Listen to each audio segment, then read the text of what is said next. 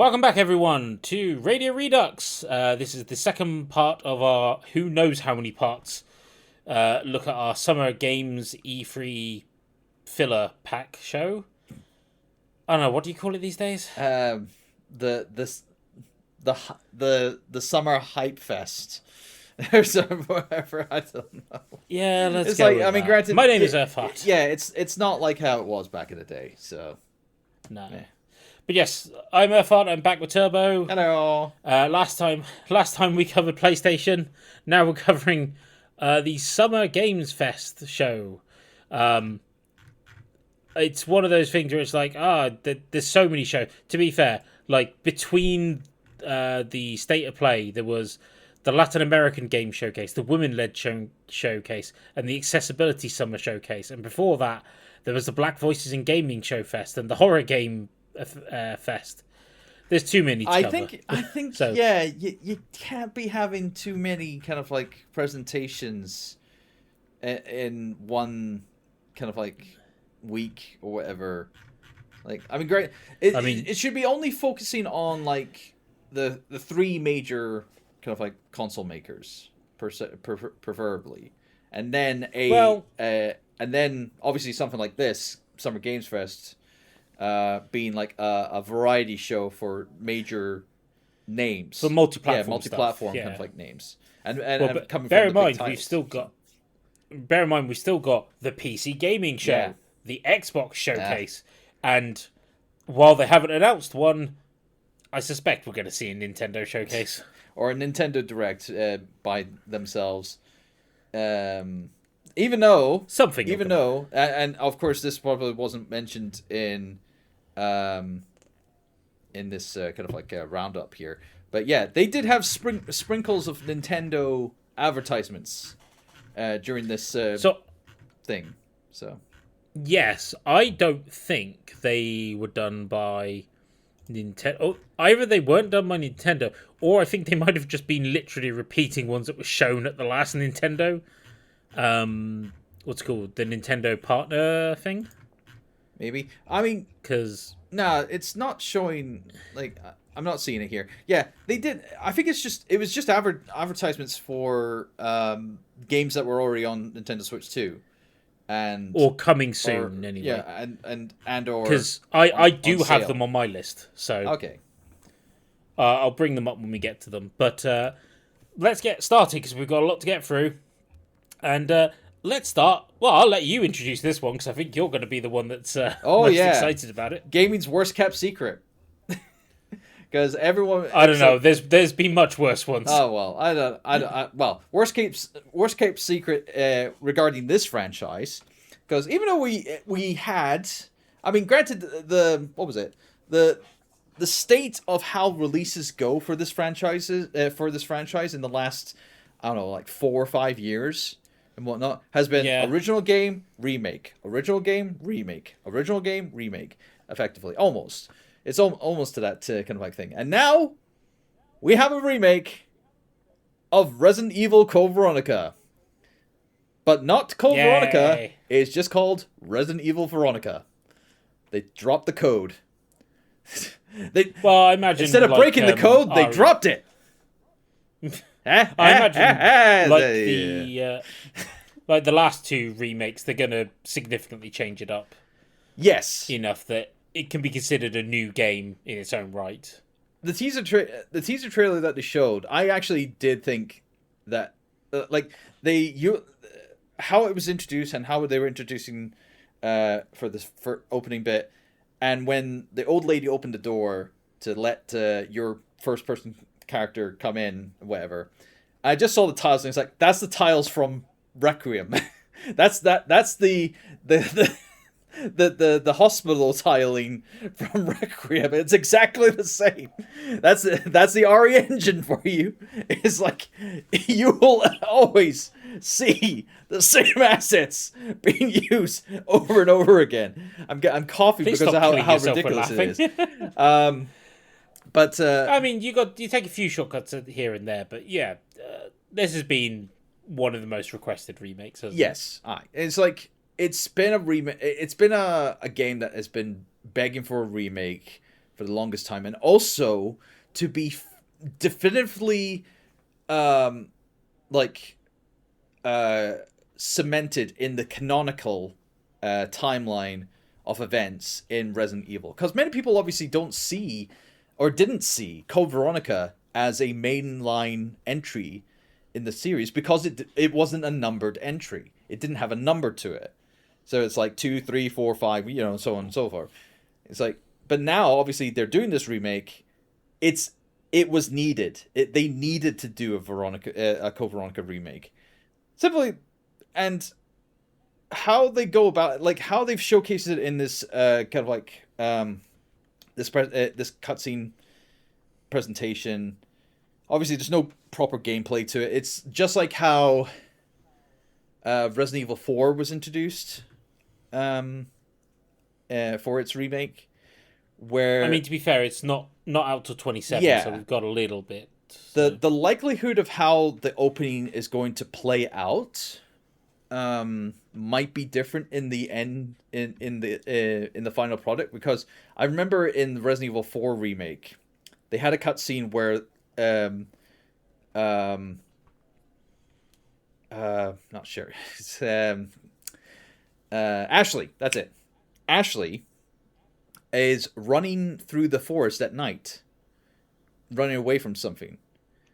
That never happened in the game, in the actual official release. And I feel as though that maybe the opening sequence of Claire Redfield, because that's who you play as in the main game, at least for now, because again, this trailer did not showcase what happened in the original game in the second half of the game, where you play control of Chris Redfield. Now, I don't know if they're just gonna fully focus on Claire, or they're going to have they're gonna follow with the original game design and have it be a half and half situation where half of the game you play as Claire and half of the game you play as Chris. Just like how they did with Requiem, where half of the game was done by Claire or half of the game was done by Grace, and half of the game was done by Leon. So, it's up for debate, but I'm looking forward to it. I definitely, obviously the design of the world of hopefully Rockford Island, because that's where it took place in the original game. And they incorporated a side character, I believe, for this game, because in the original game, it was just a new character being introduced, a throwaway character who was a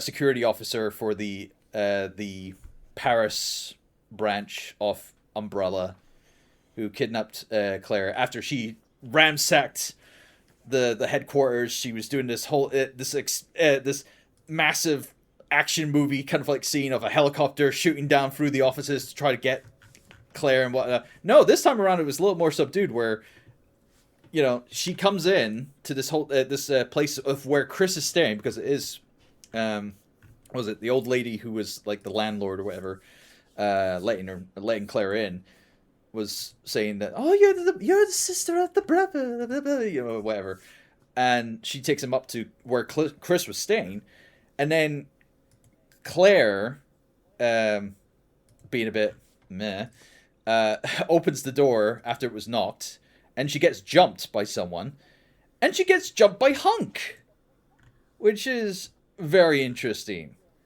I know it's Hunk because it's voiced by the same guy who's been voicing them in the remakes, and he's got the gas mask on. He's got the, you know, gas mask with the red lenses on the eyes and whatnot. So it's like, yeah, it's exactly, that's a great utilization of using what used to be kind of like this side bonus character that really didn't have any kind of like tie to the main canon story and whatnot. And now you're implementing him in this remake of Code Veronica and making it more, you know, tying it up with things. And of course, yeah, it's interesting. So I'm very, very interested of how this comes to be when it comes out sometime next year, because they didn't actually emphasize when next year it will come out.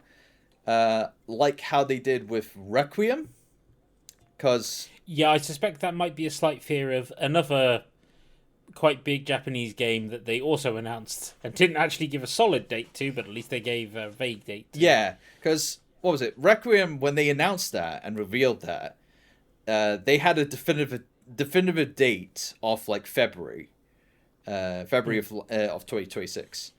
This time around, they just said, "Oh, it's coming out 2027. Don't know when in 2027, but it's coming 2027." So maybe they just want to make sure don't want to put a date they're not sure they can hit yet. Yeah, that's the thing. I feel so because they didn't want to announce it too far before, because obviously they still got DLC for Resident Evil Requiem to come out as well. Yeah. So they don't want to say that, oh, the Veronica remake's coming out, in March of next year. Yeah. So it's like, yeah, that would be putting too much pressure on the Requiem team to kind of like get DLC for Requiem done and out before then. Well, no, because what's the point of making DLC for your newest entry if people are just gonna wait until the next remake comes out or whatever? That's Exactly. But yeah, no, I'm looking forward to it. I'm to those who don't know, Resident Evil Code Veronica was my very first Resident Evil game I played on the Dreamcast when I got my Dreamcast back in the year 2000. Well, not exactly on the day I got my Dreamcast. I got my Dreamcast before it came out, and then Code Veronica came out, and then I got it later on. So this is special to me.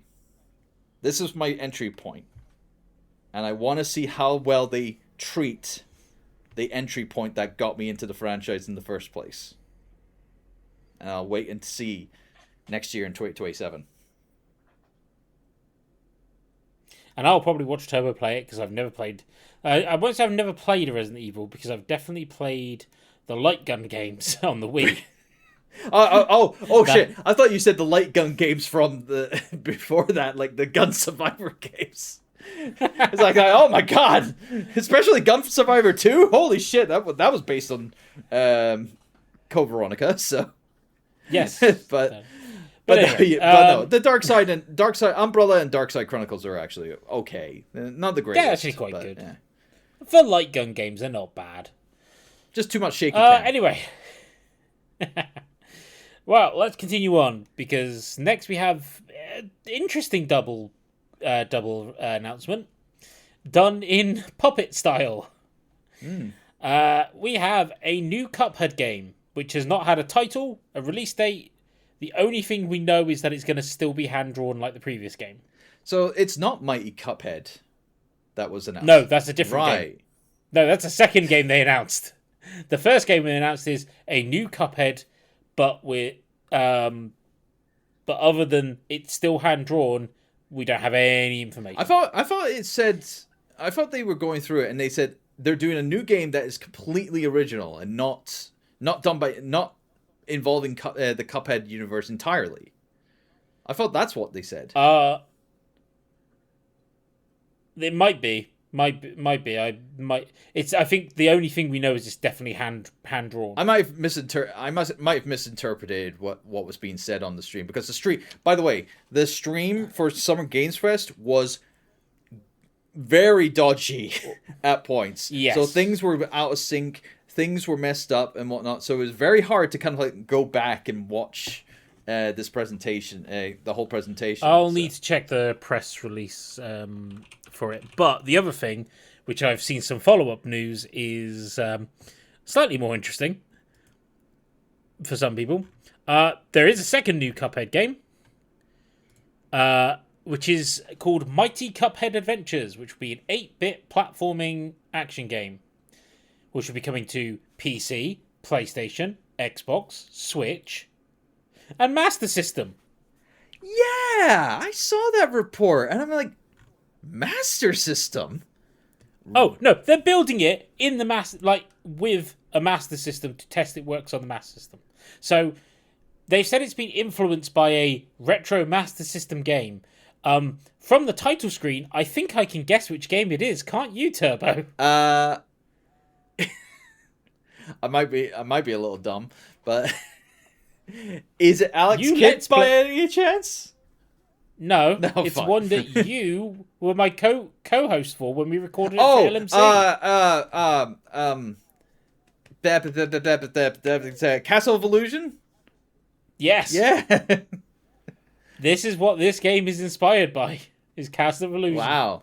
I did not make the connection. I wasn't I wasn't paying I wasn't paying too much attention to it. The title screen is literally a homage to Castle of Illusion. Oh, I can see it now with the adventure, with the curvature. Yeah. Oh, damn it. I can see it now. So, yeah, according to this press release, it is a brand new hand-animated Cuphead video game. It may not be like a Cuphead 2. It may be something in the same universe, but obviously not a Cuphead 2. That's for the other title, by the way, people. Yes, that's the other title. But Mighty Cuphead Adventure, yeah, it is being developed by a small team within Studio NDIH and is built with the technology from the era, so there will be a physical cartridge for Sega Master System releasing of the game. Oh, fuck, that's gotta be done by Limited Run Games. No! Oh, you never know, they might choose someone, but we'll see. I hope they choose someone else, not Limited Run, for the love of God, please! No more! I mean, I'm not gonna buy a physical version anyway. Let's move on. Then let's stick with a Sega game, Alien Isolation 2. Yeah, a lot of people are in high anticipation for this sequel since its initial announcement. Yeah, so this is the first look at the game, except it doesn't show any... I'd say it doesn't show any gameplay footage. It may be gameplay footage, but it looks like cutscene footage. It's showing environments, so yeah, it's more of a sizzle reel of environments, I say. To be fair, the cutscenes in Alien Isolation are all in engine anyway, because it's all told from your perspective, regardless. No release date, not even a year, which is slightly concerning.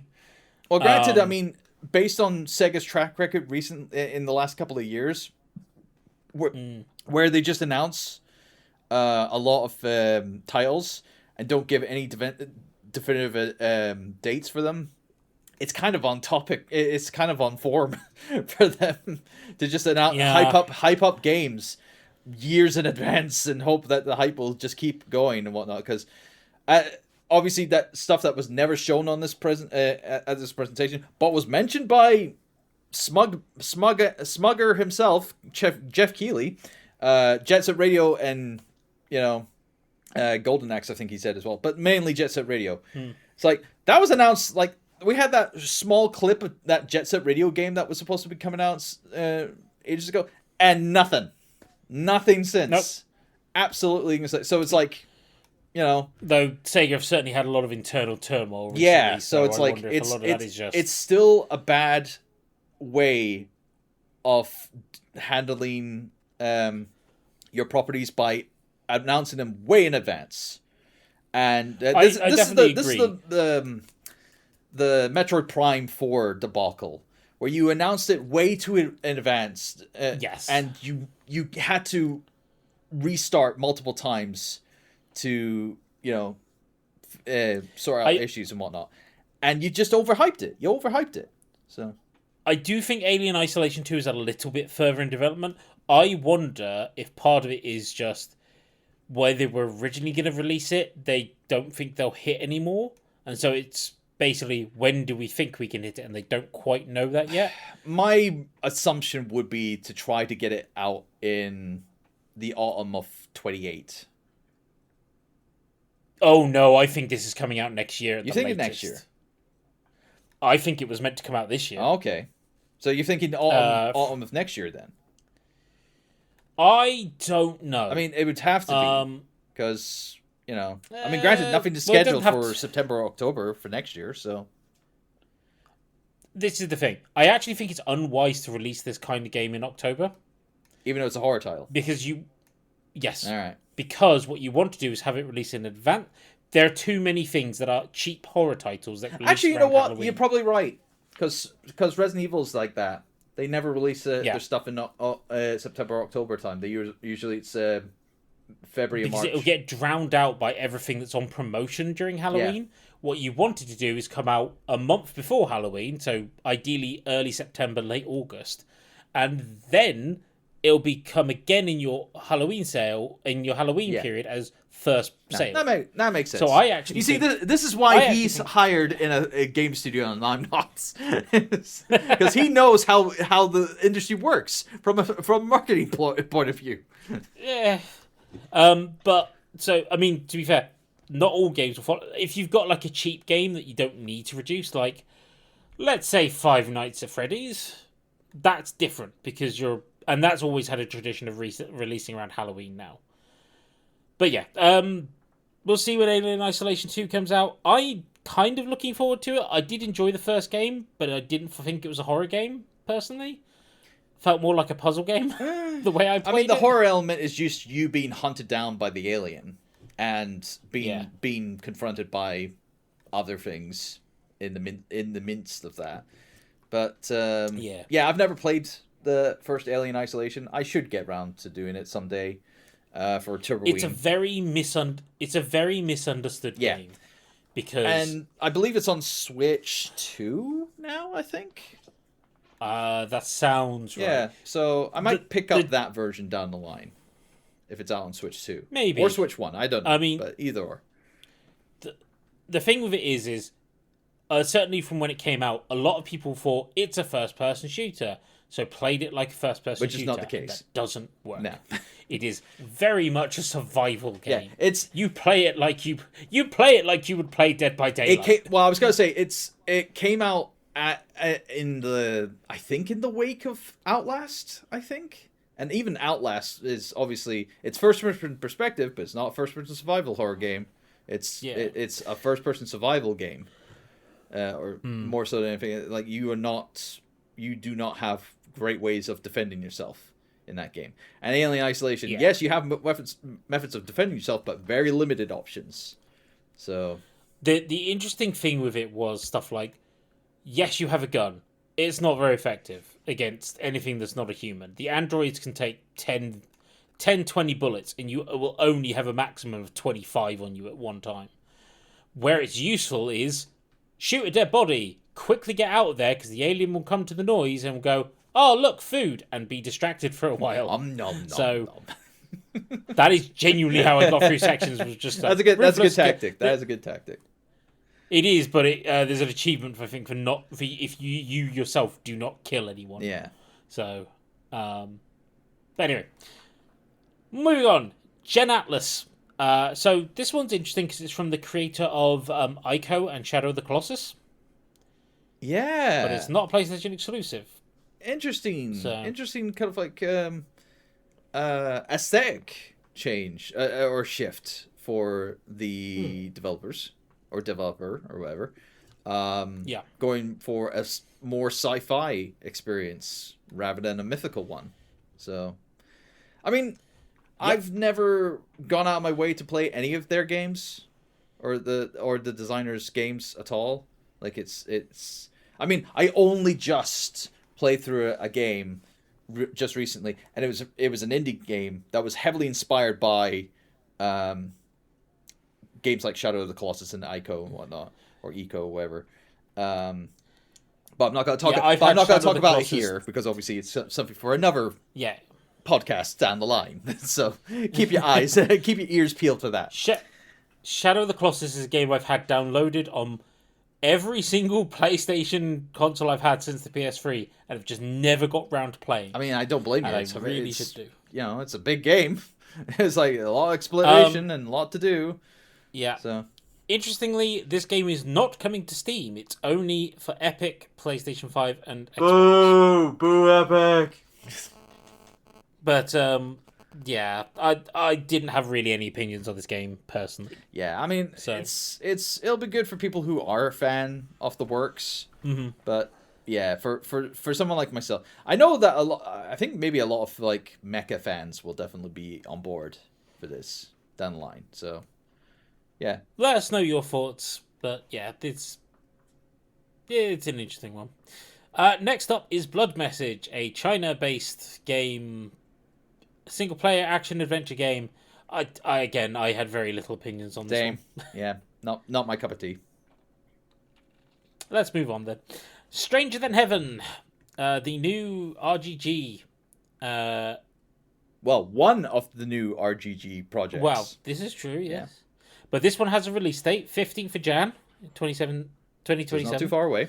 So, no. And there was a few other interesting announcements, such as they've got a few famous people doing some voices and such in. Yeah, they got famous people to voice, but also one very controversial choice of like license kind of like material of Tupac being put into the game. Now, for those who don't know, Tupac was a rapper who died many years ago, tragically and whatnot, but has been brought back in several fashions, including a almost like Vocaloid-esque kind of like fashion of him being projected onto a stage for a concert one time. Like a 3D render of him being projected on stage and whatnot. And now they've put him in this game without the sisters' knowledge or consent, which is very.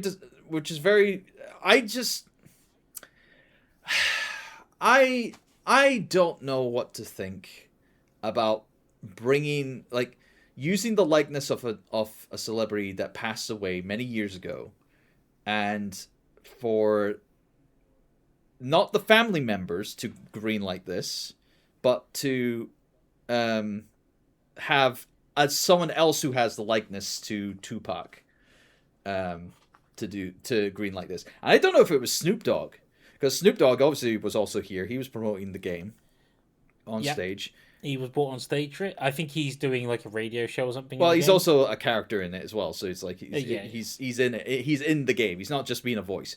But he also has his own game studio.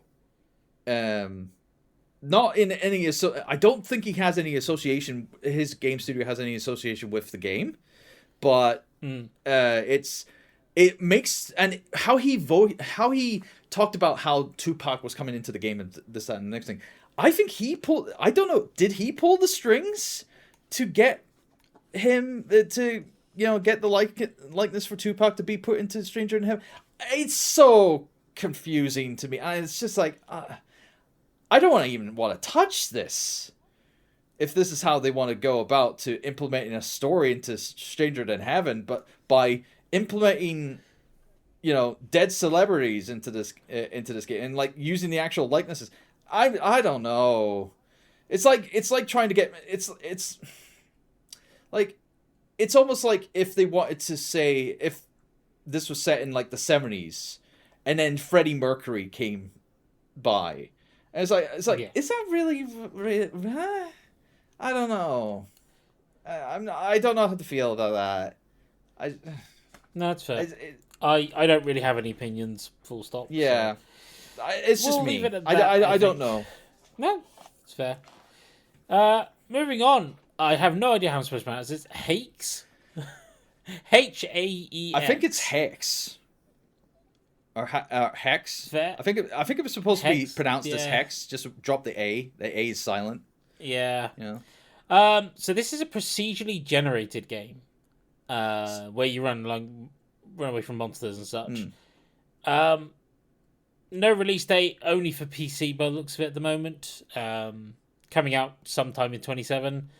Again, I don't have much to say on this. My first thought was, oh, this is Hellraiser, but with cyber fractures. Because it usually, like you see the character, it's obviously all in first person and whatnot, and you see your character pick up a cube, a cyber cube. It's like, this is just sci-fi Hellraiser. It's like. It's like we just had the Hellraiser trailer came out recently about it. So, I don't know. It's like, I don't know if many people did also say that as well during the live stream or whatever, but I'm assuming many people would have that first thought when seeing the footage. But hey, yeah, not my cup of tea. I mean, granted, I played games that are like generative, kind of Procedurally like generated. roguelite or roguelike, kind of Yeah, like roguelikes, yeah. stuff like that, like Gunfire Reborn, but it's not on the same scale Yeah. as Gunfire Reborn, obviously, because this is obviously a different studio, different budget, and whatnot. So there'll be some audience, I think, for it, possibly, if it gets a good amount of like traction to it. And I'm sure there'll be a lot of video people who are gonna be on board for cooperative content for it. So yeah, look forward to it. Don't know when it's coming out though. So No, not yet. Something we do have a date for: Dead by Daylight's 10-year anniversary. yay! Woo! 14th of June. And that was literally it. There was nothing and didn't have anything else. Yeah, aye. So it's basically, this was just them hyping up their live stream for their anniversary. Genuinely feels like such a waste. It is of a money. waste. It's like I know how much these segments cost. yeah, and they just it. did the reveal of Jason not too long ago. It's like, why didn't you just wait until then? It's like that's probably going to be a contractual obligation for the. Granted, obviously that Jason license is or Friday the 13th. Well, no, it's just Jason, because this was all ongoing for the movie licenses and whatnot. But the character of Jason and the franchise of Friday the 13th are now two separate entities now. So so Jason himself is a separate entity. Is it still the same license holder, though? No. It's different license holders now, I believe. Okay. Anyway, but it was resolved, and now we have Jason as his own entity. So you have the Jason verse or the Jason universe property, and you have the Friday the 13th universe, which is a separate property. So that's why we're in Dead by Daylight. You're only getting Jason, and not Jason and a survivor from one of the Friday the 13th films. Well, not okay. So. There you go. This shows you how much I pay attention to horror stuff. Well, it's movie in general as well. So I don't see you going into the movie tabloids and try to figure out what the hell's going on in the legal spaces of that.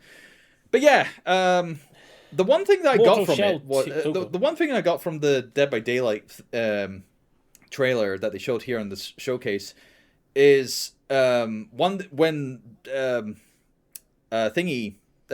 Behavior released it on socials. They put in the caption saying "Don't blink." Expect a Doctor Who chapter for the anniversary. I don't know about that. Oh come on, Weeping Angels. Oh no, I agree, but I don't. On. There are other monsters that the Weeping Angels are technically based on. Okay. So it could be, and I suspect they could do their own original thing with possibly. That. So anyway, just Mortal Shell 2. Mortal Shell 2 is a monster killing game. It's got an open beta coming out soon. I don't think it's got a release date still. Yeah, it's not my cup of tea, so yeah. No, neither mine. But good on them. I mean, it's cool. What was it? Oh no, the beta came out yesterday. It came out with that announcement. Oh well, there you go. So that's good. I mean, good timing. Yeah, it's like I think one person's. I was seeing someone saying that it's what was it? It's it's a Soulsborne game, but with Doom motifs to it. Yeah, that's kind of what I've heard. I've not played the original Mortal Shell. I think it's somewhere between the two, but I think it's like much more visceral, Soulsy inspired action combat. Yeah, so people will it'll find an audience, I think, with this beta that's out now. So yeah, we'll see how it goes. Well, it was good enough to get a sequel, so Next, we have Sand Raiders of Sophie, which had its release date announced for 10th of June, so it's coming out next week. A game so coarse and rough, it gets in all the places, including the Summer Games Fest. Ironically, I was replaying the Talos Principle 2 the other day, and they make that exact quote. I hate sand. It's coarse and rough. It gets everywhere in my servos. Well, I had the same joke happen to me in the game that I was playing this past week, so... So, But I had nothing to announce there to say on this one. I didn't. I mean, really pay granted, attention. it's interesting how it's like you build your automaton mech walker thing and go I mean, around. the quote I have here is, "I honestly thought this might be the Wild Wild West again." So get some Will Smith DLC in this. hey, never say no. Will Smith's done some side jobs recently. Just in case. Well, it is. I think it's like I think Wild Wild West was a comic property initially. So I think originally, yeah. So I think you could easily just get the rights for that and just make some DLC. Maybe just have a big mechanized spider, like from Loveless. Dr. Loveless's spider walker thingy as a boss. There's a real play series of a D&D group that I watch called The Adventures. One of their early adventures, they do have to fight a giant mechanized wooden beetle that's been logging a forest down. And literally, one of the players just references Wild Wild West non-stop to the point where to try and distract this giant mechanical beetle, he sings the entirety of Wild Wild West. Which forces the creature to come and try and kill him. His plan does not work. That D&D... and that gets referenced for a number of seasons afterwards. Christ. Anyway, next up, Assassin's Creed Black Flag Resynced. We knew about this a while ago. You say one of gaming's worst kept secrets. How bad was this one? It probably was. It's just as bad, I think. I think this was much worse because this was going on for a long time. So was Veronica. So was the Veronica remake. Yeah. Yeah, true. But 9th of July, this is coming out. We kind of already knew that. We knew it was coming soon. So yeah, Ezio will be happy that he'll be playing this version and not the original version when he gets to play Assassin's Creed Black Flag eventually. After Yakuza, because he's currently on Assassin's Creed 2, I believe. So I do not remember. He's back on Assassin's Creed. I know that because he finished Yakuza 5, I think, recently. So did he? I believe so. I thought he was on Yakuza 6 or 6. Well, I've forgotten which one he's on now. It's like it takes so long to complete these games. It's hard to do so. But no, he went back to the Assassin's Creed series. He's starting from the starting from the Ezio trilogy. Yes, so he finished Assassin's Creed 2 in April, and he's now on Yakuza 6. Okay, according to his current timeline. Okay. So he'll be back to Assassin's Creed soon, but it'll still be a while until he gets to Black Flag. Yeah. And by the time he gets to Black Flag, he has rescinded to work with rather than the original. I think he's doing Spyro next. All right. But like I said, he will be here for Black Flag eventually when we get to it. Yeah. Next up, Platinum Games got a shout out with a new Teenage Mutant Ninja Turtles The Last Ronin game. Yeah, this is their second attempt at a TMNT game. The last one they did was Mutants in Manhattan, when they had a partnership with Activision to do some properties there. They did in that time they did the Legend of Korra game. They did Transformers Devastation, which I'm actually replaying for a friend actually just recently. It's bloody hard at points trying to get the platinum for that. But I wonder how much of those games was slightly hamstrung by Activision overworking them. I'm hoping this one might be a bit better. Well, I was gonna say the ones that were done under Activision, those 3 games that was there, that was developed under a B team of Platinum Games. It wasn't like the core game, the core team of Platinum. And even this new Last Ronin game that's been helmed by Platinum Games, it's not the same Platinum Games that was working on like the games back 10 years ago or whatever. That team, like many team members from that era are no longer there anymore. This is new blood, effectively. And you've got people who were working on most recent entries, particularly that of Bayonetta 3, Ninja Gaiden 4, is it now? Yeah. I think they're Yeah, at. I think so. And I've forgotten the third title that they had to promote that it was Platinum doing this. Near Automata. Near Automata. Aye, there we go. So yeah, it's... Well, that's the classic team. Yeah, it's definitely different. Whether or not that'll be a good thing or a bad thing is up to debate, because obviously they just announced it, had a simple trailer, that's it. No gameplay. It's just saying it's in development.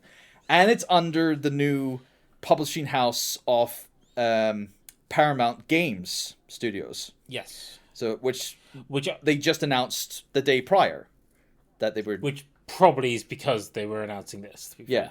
And I think, obviously, they're doing that because they saw the success of their other properties. Because Paramount owns Nickelodeon, and Nickelodeon have had a lot of kind of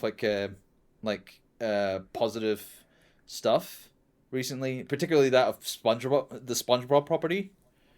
Getting a lot of good game releases, whatnot. I mean, they're probably not great, fantastic, but they're like sellable enough and whatnot. So I think Paramount have gone, okay, we need to control this a bit more. Let's develop, or let's have a publishing house for the games under our umbrella to make it easier and whatnot. And this is their first foray, I believe. So yeah. Yeah, we'll have to wait and see. Mm-hmm. Next up, for some reason they got Ben Starr out to do this announcement. Fortnite Chapter 7 Season 3. Moving on. Yeah. Next up was a Gundam game. I've never seen Gundam, so I am a bit in the dark with this, but Rogue Orbit. Yeah, I've not been a big fan of Gundam myself, but I think based on what I saw from other people's... Because I do look at other people's reactions to these things and whatnot, and it feels though there was a good hype to people who are big fans of Gundam. So it's almost like that like people getting hyped for any kind of like reference to Gundam or any kind of like Gundam media. So basically, we just recently had Forza Horizon 6 or 7. I can't remember.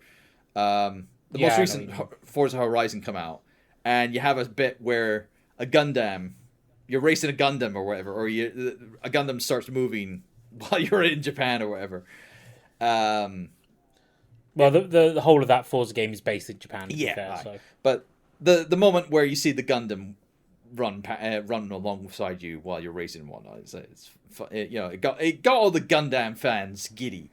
This new Gundam game, I think, has made the fan base very giddy, like so giddy that they're just giddying so much. They're going into Quagmire mode. Yeah,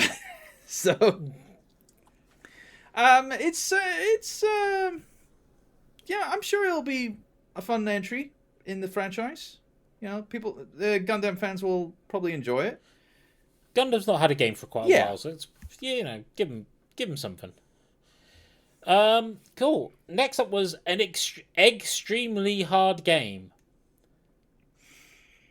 More co-op slop.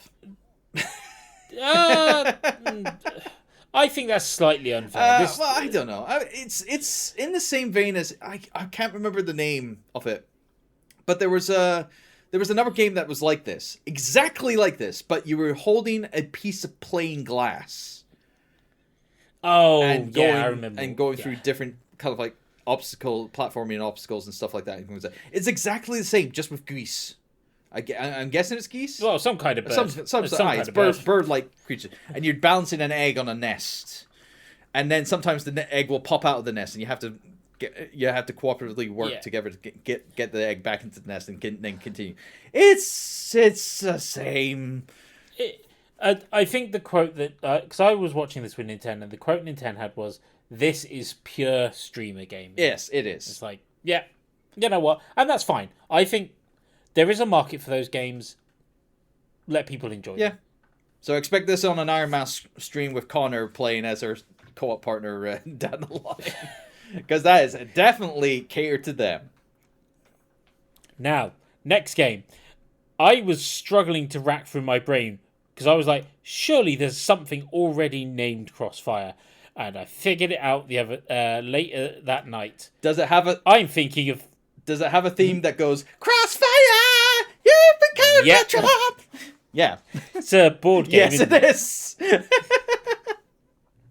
Sadly, this has got nothing to do with that. It looks like and granted, I believe Crossfire, the board game, was spelt correctly or spelt incorrectly, where they had possibly an X to be the cross or whatever. I don't know, the cross, yeah, or something like that, because it was a '90s board game. So in the '90s, poor literacy was cool, by the way. So, yep. So yeah, Crossfire. Yeah, I guess they just got they got the trademark easily enough for the name. There's the trademarks are weird. Well, they lapse. They lapse over time. So they lapse. Well, they lapse if no one takes control of it. So, considering that game has not been sold for long enough, I suspect that was perfectly fine. But we're looking at a 2-player co-op game with some kind of dodging, shooting, and cover system. That's all I got from it, really. Yeah, I don't know if it's a co-op game. I think it's a case of like you're playing as two separate two separate campaigns, and you're kind of like crossing between that, and you're working it. Maybe it is cross. I didn't properly look at the trailer. It definitely says it's got multiplayer on it. Okay, so it is probably a co-op play then. Yeah.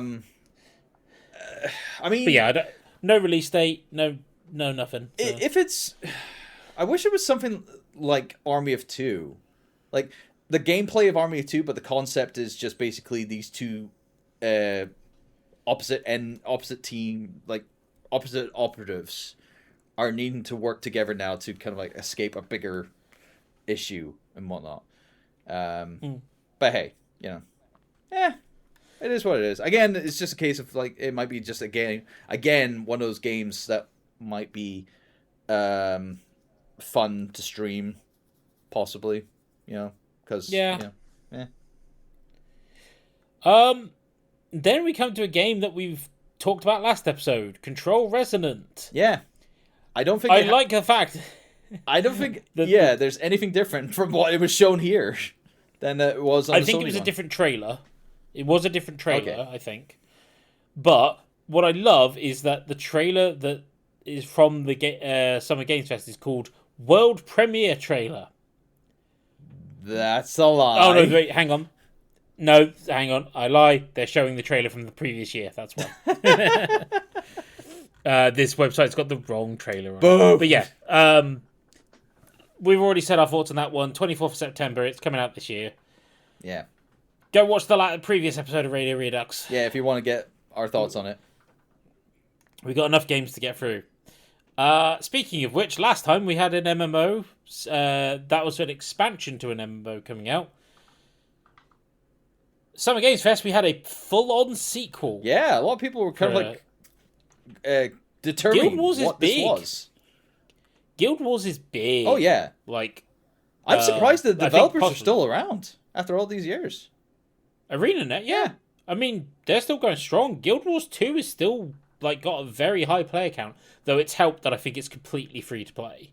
Yeah, I didn't know it was that. I thought it was still pay to play. It's also pay to play. You can choose which way you play. There's advantages to doing both. But yeah, Guild Wars 3 is complete sequel, coming out on consoles as well. Or no, specifically PC and PlayStation 5. Doesn't say Xbox here. And the beta will be in autumn 27. All right. So it's still a while away yet, but at least it'll be interesting. They're going to take their time with it. Yeah, it'll be interesting to see how they support it, because I believe Guild Wars 1 is still running as well. Really? Wow. Yeah, and Guild Wars 2 is 14 years old, so they're still balancing three... They'll be balancing 3 different games. So, be interesting. Unfortunately, I've never played Guild Wars, so I can't really offer any opinions on that. Yeah, it's MMOs for me. are no man's land. I have no experience in MMOs whatsoever, so. No, I don't think we're going to get you into Final No, Fantasy absolutely anytime not. soon. I mean, hell, I've already got an MMO on my bloody bucket list poster and whatnot, and I'm not gonna be playing that forever. I'm gonna be just playing a week of that when we get to it. So just use the free trial. Don't yeah, I pay know. for it. I said that's what I plan to do. I've genuinely never played that one.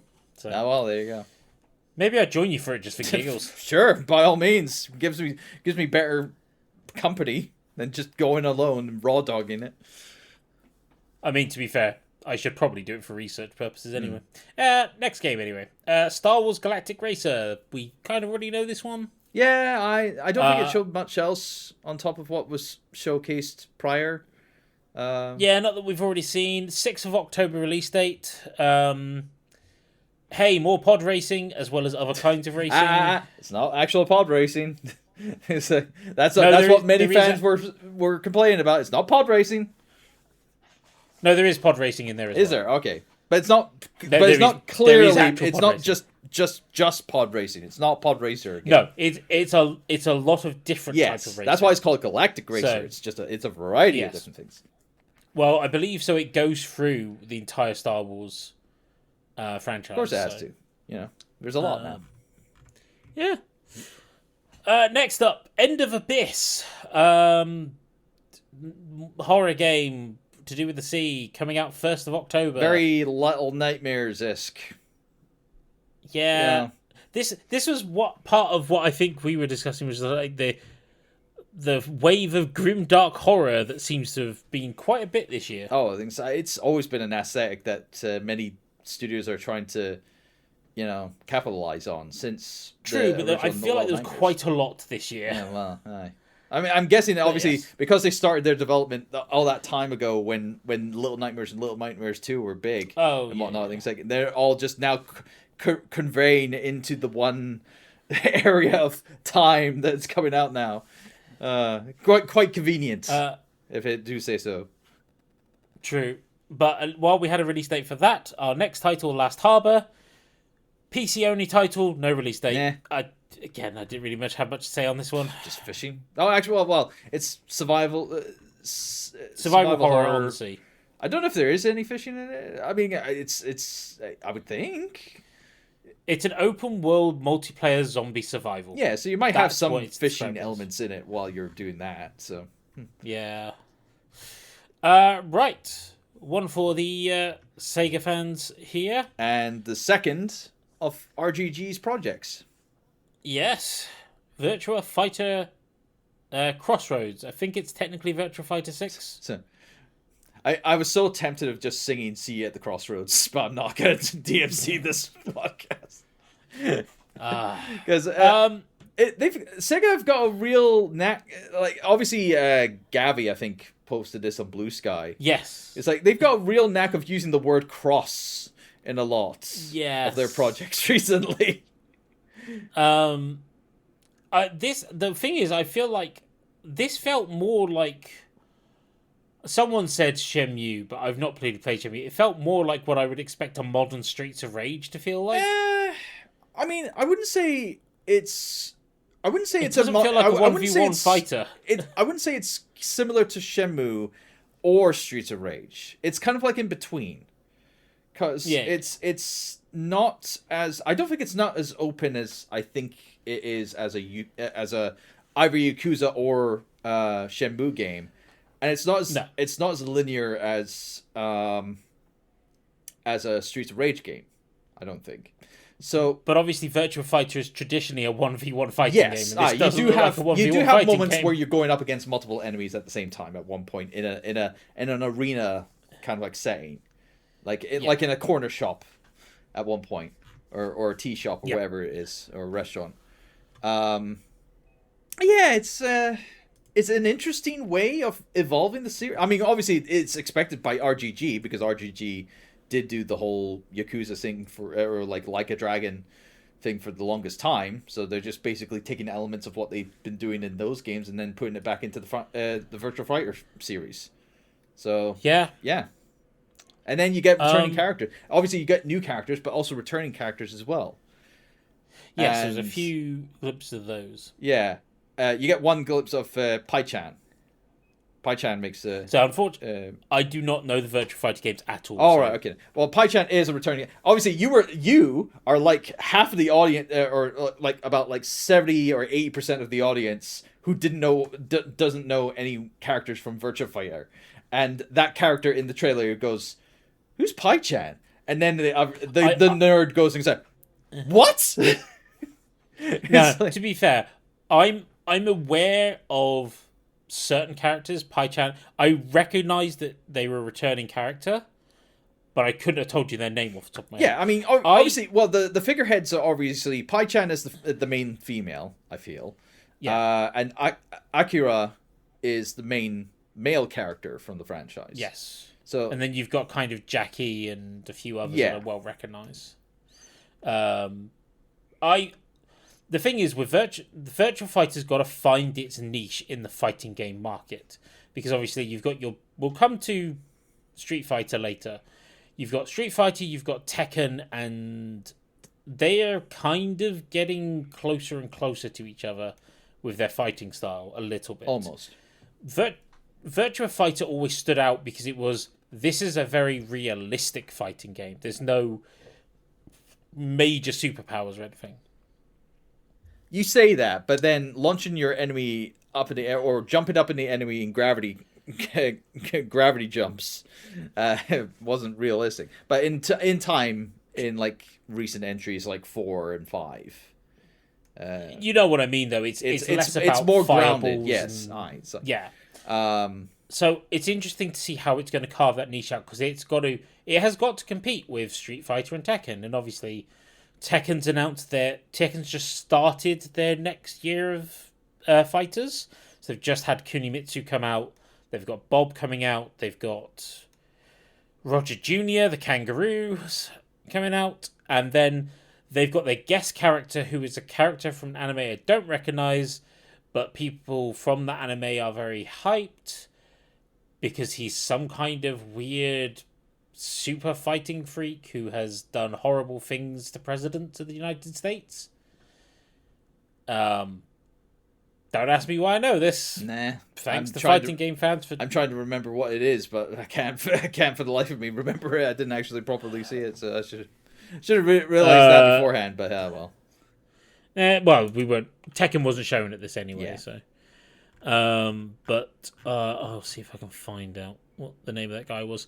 But yeah, but we'll talk about Street Fighter later, because that's coming up. That was featured near the end.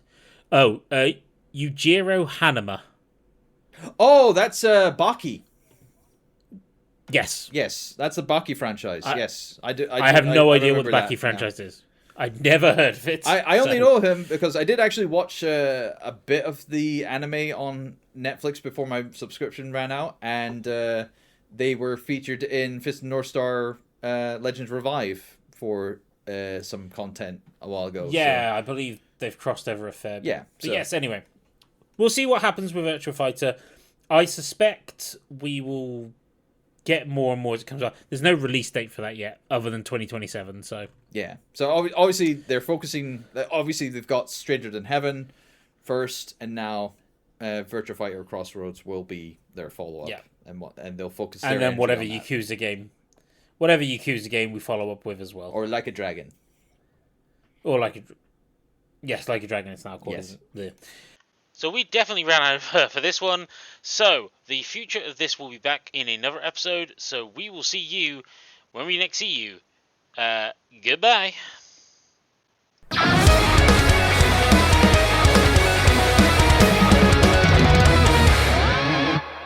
This was a Last Minute Continue production. For more, please check lastminutecontinue.com.